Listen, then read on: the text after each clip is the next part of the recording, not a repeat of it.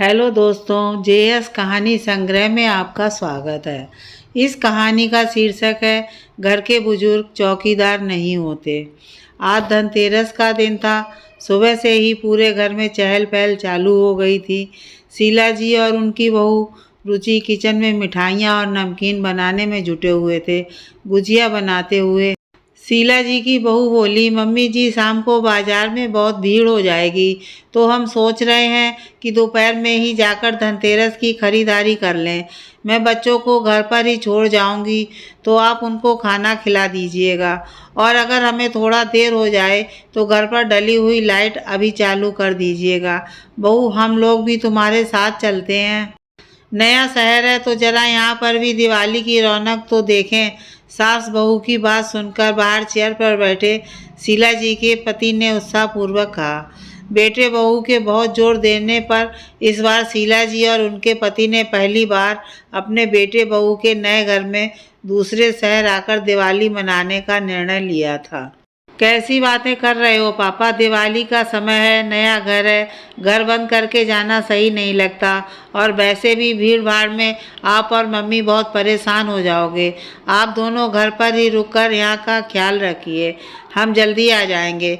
मायूस होकर अपने पति की तरफ देखा और उस समय बात को संभालने के लिए वह बोली, कोई बात नहीं बेटा, तुम लोग हो आओ, हम यहीं पर हैं। दोपहर में शीला जी के बेटे बहू जब मार्केट गए शॉपिंग करने के लिए, तो वहाँ अचानक ही उन्हें शीला जी की बेटी मिल गई, जो इसी शहर में रहती थी। अरे दीदी, कैसे हो आप लोग? शीला जी की बहू ने अपनी ननद को गले लगाते हुए बोला।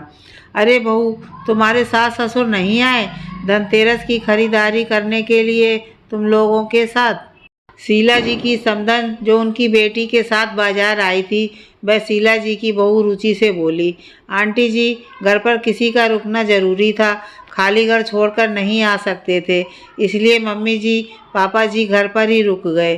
शीला जी की बेटी चुपचाप ये बात सुनती रही, क्योंकि वह तो सच्चाई जानती थी कि किस तरह उनके मम्मी पापा का मन था, मगर भैया भाभी ने ही उन्हें लाने से मना कर दिया। बहू, मगर मन तो उनका भी होगा ना। हम घर के बुजुर्गों के पास कुछ चंद मौके ही होते हैं सैर सपाटा करने के लिए। और मुझे अच्छी तरह याद है, हर साल समधन जी बड़े चाव से मुझे बताती थीं कि वह बाजार से क्या नया सामान खरीद कर लाई। बुरा मत मानना, मगर एक बात ज़रूर कहना चाहूँगी कि हम घर के बुजुर्ग घर के चौकीदार नहीं होते हैं। हमारा भी तो मन करता है अपने बच्चों के साथ बाहर घूमने फिरने जाने का, शॉपिंग पर जाने का। इस बात में तुम्हारी नंद की मैं दाद देना चाहूँगी। वह ज़बरदस्ती हर बार धनतेरस पर सामान की खरीदारी के वक्त मुझे ज़रूर लेकर आती है। मैं मना करती हूँ तो कहती है, मम्मी त्यौहार आपका भी है, तो आप घर में बंद भला क्यों रहोगी? देखो बहू, आखिर हम बुजुर्गों को भी तो हक है हर त्यौहार को खुलकर मनाने का। तुम खुद सोचो, जब तुम्हारे सास ससुर तुम्हारे साथ नहीं थे, या जब वे आगे भविष्य में साथ नहीं होंगे, तब भी तो घर बंद करके आओगी ना। फिर आज क्यों नहीं? त्योहार का असली मज़ा तो सबके साथ ही होता है ना।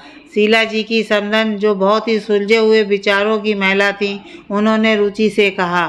शीला जी की बेटी मन ही मन अपनी सास को धन्यवाद देने लगी, क्योंकि जो बात वह अपने भैया भाभी को खुद समझाना चाहती थी, वह उन्होंने बड़े ही प्यार से समझा दी।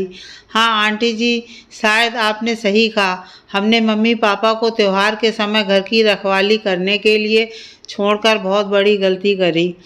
हम अभी सबसे पहले अपने घर जाते हैं और उन्हें भी लेकर आते हैं, तभी आएगा असली मज़ा धनतेरस की खरीदारी का। शीला जी के बेटा बहू उल्टे पांव लौट गए।